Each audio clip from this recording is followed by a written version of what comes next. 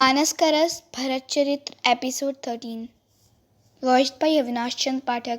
Please like, share and subscribe for more videos. Shri सद्गुरुदेव भगवान की जय। आपन दारुण दीनता कहाऊँ सबय सिरुनाई, देखे बिन रघुनाथ पद जिय के जरनी न जाई। श्री भरत जी महाराज राजसभा में स्पष्ट रूप से इस बात को कहते हैं कि मेरी जो दीनता है वो सामान्य नहीं है। संसार के रसिकों की जो दीनता होती है संसार के पद पदार्थों के प्रति, वो सामान्य दीनता है।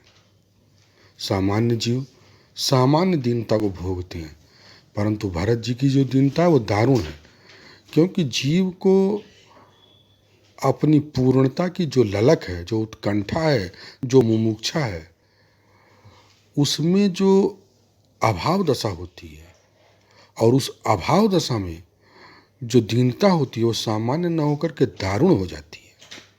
वह दुख असहनीय हो जाता है। इसलिए भरत जी को तो संसार दे रहा है राज्य अयोध्या का, लेकिन भरत जी की दृष्टि है देखे बिन रघुनाथ पद जिय के जरन न जाए। इस प्रकार भरत जी के इस मंत्र से जो अयोध्या की जनता लोग वियोग विषम विष दागे, मंत्र सबीज सुनत जन जागे, लोग जग गए और आनंद से विभोर हो गए। मानो जैसे मेघों की ध्वनि सुन के मोर और चातक प्रसन्न हो जाते हैं, वैसे अयोध्या के लोगों का हृदय मोर और चातक की भांति प्रफुल्लित हो गया और सभी ने चलने की तैयारी शुरू कर दी।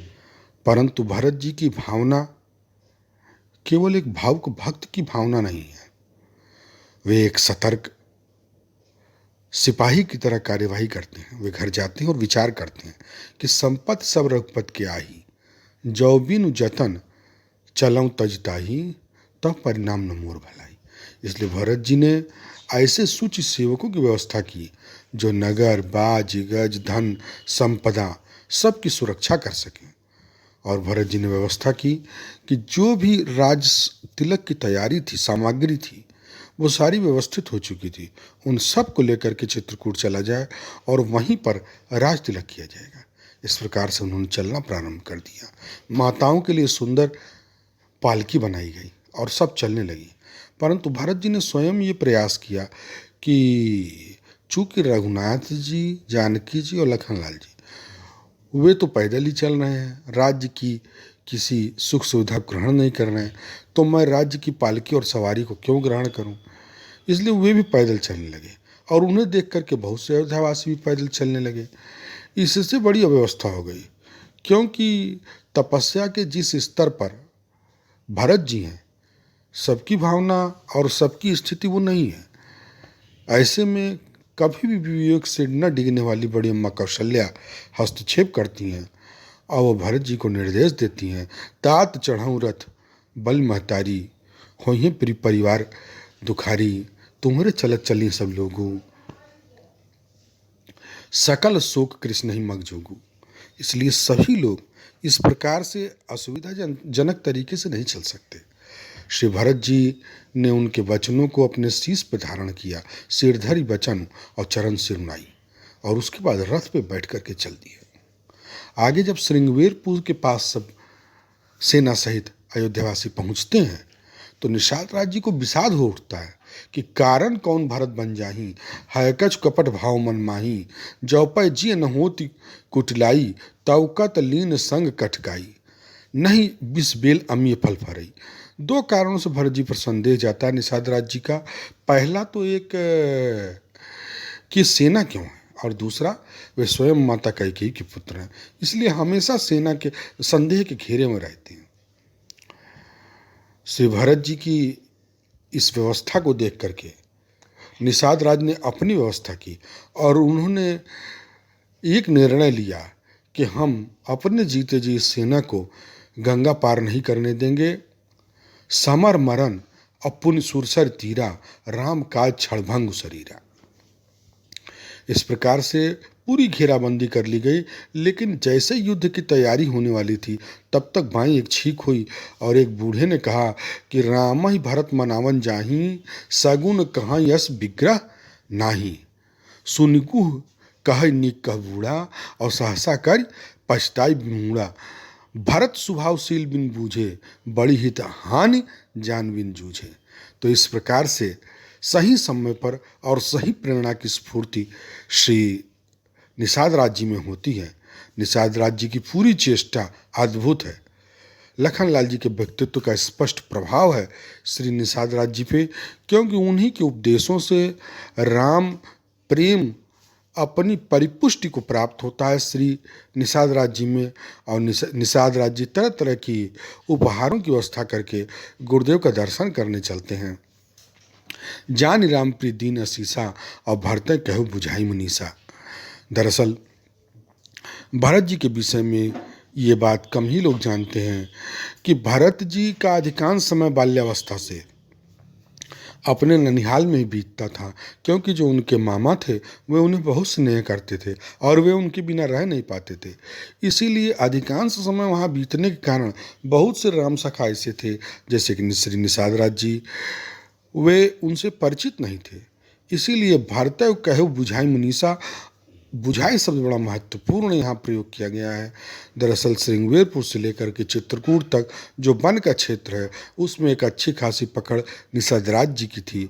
इसलिए रघुनाथ जी, जानकी जी और लखनलाल जी की पूरी सेवा, सुरक्षा और व्यवस्था निषाद राज जी और उनके सहयोगी किया करते थे। और उनकी इस सेवा, तत्परता, प्रेम, सहयोग, इन सब भावनाओं को जान करके भरत जी तुरंत ओतप्रोत हो गए। राम सखा सुन चंदन तागा, चलत उमगी, राम सखा सुन चंदन तागा, चलत उमगी, चलत उतर उमगत अनुरागा। इस प्रकार भरत जी तुरंत नीचे उतरे और निषाद राज जी से मिलने चल पड़े। करत दंडवत देखती, लीन भरत उरलाई, मनहु लखन सन भेंट भई, प्रेम न हृदय समाई।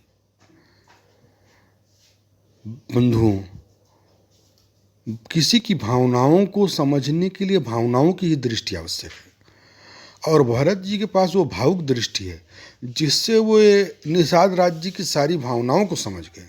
और उनकी भावनाओं को समझ करके और उनकी जो चेष्टा है, उनकी जो तत्परता है, वो एकदम लखनलाल जी जैसी है।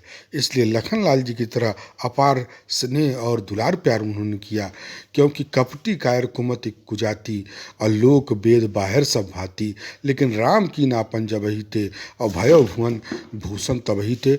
इस प्रसंग में श्री गोस्वामी जी बताते हैं कि राम नाम की महिमा क्या है और राम भक्त की महिमा क्या है, और साथ ही साथ यह भी अभिव्यक्त करते हैं कि एक राम प्रेमी से मिलने की शैली क्या है। भरत जी जैसे जो राजकुमार हैं, जो युवराज हैं और राम के सगे भाई हैं, वे भी कितने आदर और प्रेम से श्री निषाद राज जी से मिलते हैं। इस बात को स्पष्ट रूप से इस प्रसंग में अभिव्यक्त किया। साथ ही साथ गोस्वामी जी को वाल्मीकि जी की भी याद आती है कि उल्टा नाम जपत जग जाना, वाल्मीकि भय ब्रह्म समाना, स्वपच स्वबर खस जमन जन, पावर कोल की रात, राम कहत पावन परम, होत भुवन विख्यात। तो राम नाम की महिमा, राम भक्ति की महिमा और राम प्रेमी से मिलने की क्या शैली है, क्या प्रोटोकॉल है, ये श्री भरत जी के माध्यम से गोस्वामी जी स्पष्ट करते हैं। भरत जी के शील और स्वभाव को देखकर निषाद राज्य भी दंग रह जाते हैं, और प्रेम का, समरसता का, और भरत जी में जो सौशील्य है, उस सौशील्य का अभ्युदय यहाँ देखने को मिलता है कि जब कोई बड़ा व्यक्ति किसी छोटे व्यक्ति को अपने हृदय से लगा ले, मानो जैसे गंगा नदी में कोई छोटी सी नदी आकर के मिलती है, पर गंगा उससे परहेज नहीं करती, उसका भी वो आलिंगन कर लेती हैं, और आगे चल के वह नदी भी उसी प्रकार आदरणीय हो जाती है जैसे स्वयं गंगा जी हो। इसीलिए श्री निषाद राज जी भी भरत जी से मिल करके राम प्रेमी की तरह आगे बढ़ते हैं। राम नाम महिमा सुर कहहीं, सुनि सुनि अवध लोग सुख लहहीं। इस प्रकार भरत जी के व्यक्तित्व में जो समरसता है और निषाद राज जी के व्यक्तित्व में जो सेवा भावना है, भावुकता, सौशील्य, सेवा भावना का ये जो संगम होता है, ये वास्तव में संगम की नगरी प्रयाग के पहले ही हो जाता है और इसके बाद पुनः दोनों लोग उस स्थान पर जाते हैं जहाँ श्री भरत जी ये देखते हैं कि रात्रि को रघुनाथ जी ने कहाँ निवास किया था। तो इस एपिसोड में बंधु हम इस चरित्र को यहीं स्थगित करते हैं। श्री सद्गुरुदेव भगवान की जय।